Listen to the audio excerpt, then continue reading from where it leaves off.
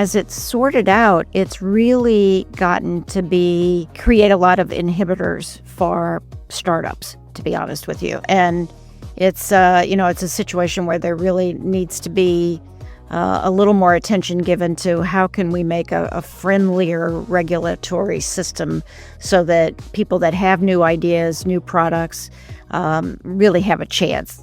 You're listening 15 Minutes Mastery, a show where leading iGaming experts share real, practical insights on growth, strategy, and performance. Stay with us for more expert insights. Hi, my name is Sue Schneider. I'm 30 years in the iGaming and sports betting industry and mainly doing events and publications for the industry. And the last year, I've been working with two partners to develop a launchpad to try to stimulate more innovation in the industry. This session, we're going to be talking about innovation and regulation, and we'll go from there. How has the relationship between regulators and innovators changed over time? Well, when I started in the business, there really wasn't any regulation for iGaming. It was just getting started. So it's been interesting to watch over the years. As it's sorted out, it's really gotten to create a lot of inhibitors for startups, to be honest with you. And it's a situation where there really needs to be a little more attention given to how can we make a friendlier regulatory system so that people that have new ideas, new products, really have a chance. So it's something that I think it's got to be a conscious effort for the industry and government to work on jointly to be able to see how these things can move forward. What's made compliance more complex for startups today? The whole issue of getting licensed I think most suppliers and operators are licensed in multiple jurisdictions. And as it's turned out, it's been problematic because there are a lot of costs associated with it, with licensing. There's a lot of cost associated with it and time with compliance in terms of being able to keep up with it, all the changes that happen. Changes both within the private sector companies as well as within the government. But I think it's just more a matter of trying to figure out where the pain points are. One of the biggest issues, and I think we'll get into it a little bit later, is just the fact that regulators in particular have not developed their systems to make it easier for licensees. If you're in 15 licensed jurisdictions, you're submitting 15 different, pieces of information to all of them. And so I've been trying to look over the last couple of years at what kind of systems can regulators come together and talk about that they can do that. And, if it's a blockchain system or something like that, so that they're not having to, a licensee is not having to submit that over and over and over, the same materials. And so, I think there are efforts to try to do that within the regulatory universe, but it's very slow in coming in it, and it's definitely lags behind, I think, where the private sector is with trying to come up with some methods that kind of cut time and cost. How are rising regulatory and licensing costs affecting startups' ability to innovate? Well, it's interesting because there are now, I don't know, probably 8 to 10 compliance companies out there that try to assist with the private sector companies to make it easier on them. They centralize that information. They make sure that it goes out. That didn't even exist, say, 10 years ago. I don't even think. It's a whole subset of the industry that's now grown up to try to deal with the structures that are in place now and the requirements that are in place. And I think one of the biggest issues is it's between that and the actual cost of a license. It really is problematic for startups. If I have a new idea, a new product, and I want to put something in place and I want to go into 10 different jurisdictions, that cost really adds up quickly. And then once you do get licensed and you have that, you have a lot of ongoing compliance requirements that you have to keep up with. Number one, they change a lot. And also you need to, just do that across all those different jurisdictions. So again, I think advocating for trying to figure out some ways to keep those costs down would be helpful. I know we just had that conversation with some folks who, for example, in the U.S., the state of Colorado looked at kind of a tiered system for licensing fees based on revenues, for example. Or, those are the kind of ideas I think that we collectively need to look at.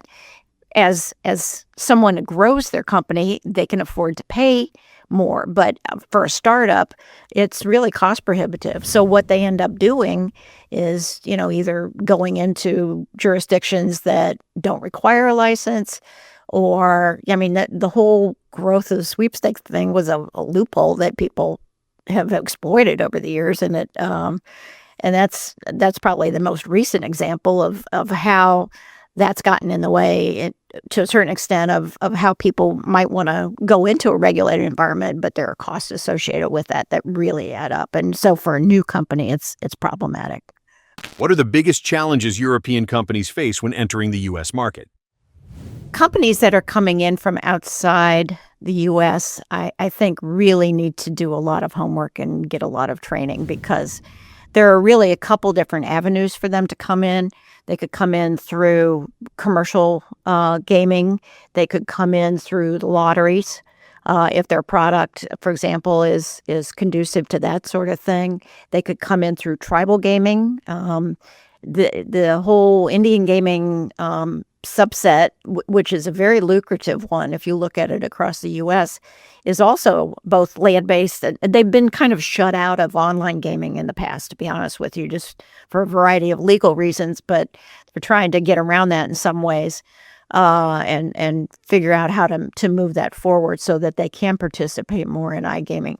But, I think a lot of companies really don't understand what the opportunities are and understand how each of those segments works as well as they need to. So they can come in and waste a lot of time if they don't really understand how, we have some kind of unique systems. It's the same with Canada. Canada has very unique systems too, because they have these provincial lottery corporations, which are kind of a public-private partnership in some ways. They're governmental, but some of them run their own casinos that are government-run. Some of them license. So, doing a lot of good homework on, as you go into countries, particularly in North America, you really need to educate yourself and see both where the stumbling blocks and where the opportunities are. How are emerging markets approaching regulation differently from mature markets? Emerging markets are interesting. I keep hearing the term recently, pre-regulation, which I always kind of chuckle at, because I think it kind of means it's not regulated, and they hope to move it into that at some point. But it can be some real, it can really offer some real minefields for people coming in if they're not familiar with it. Not only if they go into jurisdictions that maybe aren't regulated, but also if they want to then go into regulated markets. In some cases in the past, again, I've been at this for 30 years, but there are some jurisdictions that have said, if you've taken play from our jurisdiction before it was regulated, you're not going to be qualified. You will be disqualified from being able to get a license. And so you never really know how that whole thing is going to shake out. So you have to be very careful, I think, in terms of choosing jurisdictions that you are going into. But it is good to see. I mean, we're seeing more in LATAM. We're seeing more in Africa. Asia is still, there are certain jurisdictions there that are now getting into a regulatory mode. So there are many, many more options as people look globally, for sure. How could regulators and innovators work together instead of against each other? Trying to find a partnership. There was a regulator, again, I've been at this for a long time, so like in 97, I think, and I recently found the paper, there was a New Zealand regulator who said, when it comes to iGaming, it's always going to have to be a partnership. And because they will never, the government regulators will never be able to really keep up with the pace of changes and innovations that iGaming industry can put forward. I mean, they really work hard to come up with new products and new ways of doing things. And his whole point was it can't be really an adversarial position, and it can't be we're just going to watch what you do. He said we're going to always have to rely on the industry to educate us and help us come up with a way to regulate and keep up with the new things that are coming up. And I think that was very prescient of him to do that. I'm not sure we've been able to be successful in that. But, the International Association of Gaming Regulators, there are regulators groups that are in North America, in Europe. Now there's one in LATAM. I think there's one starting in Africa. They meet on a regular basis, and they're very open to having people from the industry coming in to explain to them, how does this work? What's coming down the pike? And I think that sort of partnership mentality is something that we need to foster more because, we're all in this together. Do you think that overregulation are pushing players and companies into unregulated markets? In the U.S. in particular, it's gotten to be a big discussion about whether regulatory processes have really, is it too onerous for someone to come in and do all the disclosures they need to do as a player and things like that? Does that push people offshore? Some of that is self-inflicted because now we're seeing in Massachusetts and some places where they're exploring whether the operators themselves are pushing people offshore because they put limits on them or they ban them or whatever. But I think the industry as a whole has looked at, what can we do both on the regulatory side as well as on the private sector side to continue to keep people playing in that jurisdiction and not push them off to finding operators that are outside of that jurisdiction. Because again, clearly they want what jobs they can get, they want the tax revenue, and they want the player protection.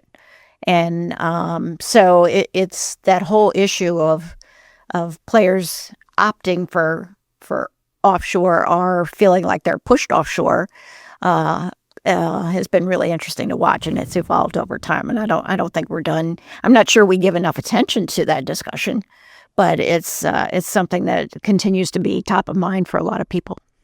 What do you think separates effective regulation from overregulation?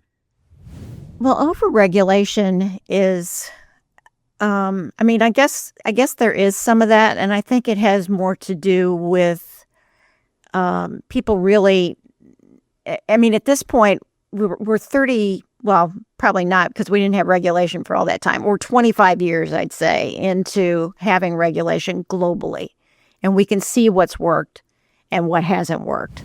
And that's where, again, I go back to those regulatory associations and their attempts to try to share best practices to, and they will also point to the fact that it's the policymakers. I know, for example, in the United States, we have a National Council of Legislators from gaming states who are the state legislators that do that.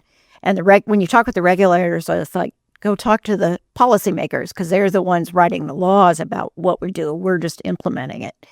So I think it's a learning experience. It's based on somewhat feedback from the industry. It's like, okay, you've gone too far with this part of it. And I think, just having some adaptability and some flexibility and having those ongoing discussions is probably the most critical part of that.